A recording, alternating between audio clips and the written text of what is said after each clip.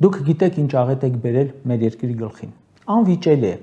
Այդ հիմա որ ասում է ոչ թե պատերազմն է իմ օրոք եղել, այլ ես պատերազմի, մեկ է, պատերազմ ես բերել մեր երկրի գլխին, բայց շեշտեմ, եթե այդքան աղետ բերած չլինեիք, մեկ է, տրամաբանական էր լինելու, որ ձեզնից հոգնեին։ Համարյա ամբողջ աշխարհում ընդունված է երկրի ղեկի ստանձնման առավելագույն 2 ժամկետը։ 2 ժամկետը այն առավելագույնն է, որ մարդը կարող է իշխանության հետ աշխատել։ Դրանից հետո դառնում է արդեն հանդուրժել։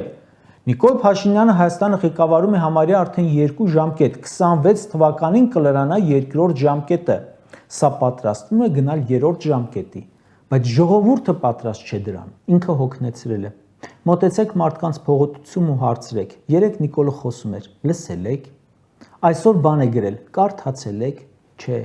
ձայնը, տեսքը, մունաթը, հոգեկան վիճակի պարբերական սրացումները արդեն հոգնեցրել են, դարձել անտանելի։ Կրկնում եմ, սա տրամաբանական է։ Այսօր մարդիկ հաշվում են օրերը, արա ասում են յախքլը մի տարի էլ կա մինչև ընտրություններ։ Ու անհամբեր սպասում են, որ հեղափոխություն լինի, արտահերթ ընտրություններ լինեն, արդեն որոշում կայացրել են, չեն թողնելու դուք մնաք։ Եթե անկեղծ լինեք, կխոստովանեք, որ ժողովուրդը խոշոր հաշվով ձեր 2-րդ ժամկետն էլ չէր ուզում տեսնել։ Պատերազմից հետո ուժեղ դեմքի կարիք ուներ։